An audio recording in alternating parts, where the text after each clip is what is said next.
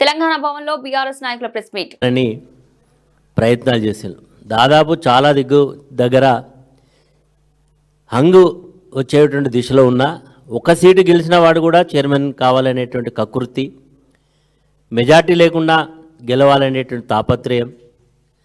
ఈరోజు నిన్న మా పార్టీకి సంబంధించినటువంటి సీనియర్ నాయకుడు బాల్క సుమన్ను అరెస్ట్ చేసి జైలుకు పంపించేటువంటి సందర్భంలో ప్రజల చాలా క్లియర్ మ్యాండేట్ ఇచ్చారు. భారత రాష్ట్ర సమితికి పూర్తిగా ప్రజల మద్దతున్న, అక్కడ బలం లేకపోయినా అక్కడ ఉండేటువంటి మంత్రి వివేక్ కానీ ఆయన కుమారుడు ఇద్దరు కూడా సంఖ్యాబలం లేకపోయినా అధికారులను బ్లాక్మెయిల్ చేసి 2 పర్యాయాలు వాయిదా వేయడం చూస్తూ ఉన్నాం.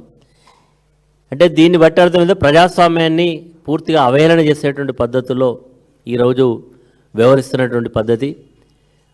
మొత్తం కూడా రాజ్యాంగం అంటే రేవంత్ రెడ్డి రాజ్యాంగమే ఇక్కడ నడవాలనేటువంటి ఒక కుట్ర మరిలో భాగమే నిన్న మా నాయకుడిని బాల్క సుమన్ అరెస్ట్ చేయడం. ఈ అరెస్టును భారత రాష్ట్ర సమితి పక్షాన మేము తీవ్రంగా ఖండిస్తున్నాం.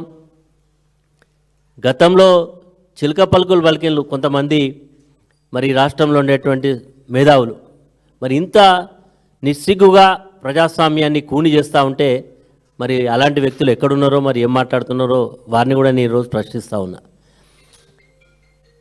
ఈరోజు ఇంత నిస్సిగ్గుగా ఎందుకు చేయాలి, ఎందుకు ఇంత ముఖ్యమంత్రి ఆదేశాలు ఏ రకంగానైనా చేసి గెలిచిరండి, ఎట్లనైనా చేసి గెలిచిరండి అనేటువంటి హుకుంతోటే మంత్రులు కానీ శాసనసభ్యులు కానీ ఇంత నిస్సిగ్గుగా వ్యవహరిస్తున్నట్టుగా కనబడతా ఉన్నది.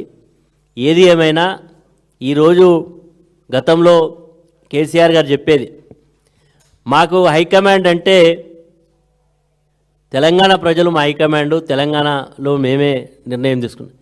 ఈరోజు నాకు చాలా విచిత్రమైనటువంటి పరిస్థితి ఏంటంటే మొత్తం రాష్ట్ర క్యాబినెట్ అంతా కూడా ఢిల్లీ పోయి కూర్చున్నది. అక్కడ ముఖ్యమంత్రి నాకు తెలిసి ఇప్పటికే ఒక 65-66 సార్లు పోయినట్టున్నాడు.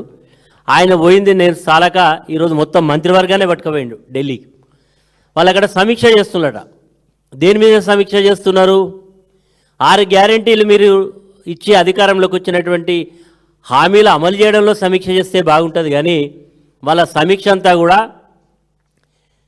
ముఖ్యమంత్రి ఇక్కడ నుంచి లెక్క పంపుతున్నాడట. అసెంబ్లీ ఎలక్షన్లు ఉన్నాయి, రేపు ఆ ఎలక్షన్లు ఉన్నాయి, మరి లెక్క చక్కగా రావాలి.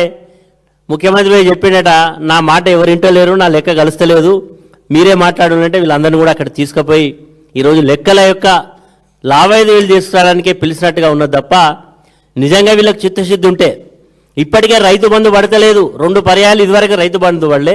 ఈ రైతు బంధు కూడా పడడానికి రైతులు రోజు లీకులు ఇస్తూ ఉన్నారు. రైతు బంధు రేపు పడుతుంది, ఎల్లుండి పడుతుంది, ఎప్పుడు పడుతుంది? యాసంగి కోతలేనగా పడుతుంది రైతు బంధు. అంటే ఈరోజు ఈ ప్రభుత్వానికి మనసు లేదు. కేసీఆర్ గారు ఏది చేసినా మనసుతోటి చేసిండు. రైతు బంధు ఇస్తే వ్యాసంగి నాట్ల కంటే ముందే రైతు బంధు పడేది. మరి ఈరోజు మిడిల్ ఆఫ్ ది ఫిబ్రవరిలో ఉన్నా ఇప్పటి వరకు కూడా రైతు బంధు మరి ఈరోజు పడదా అన్న అనుమానంలో ఉన్నారు.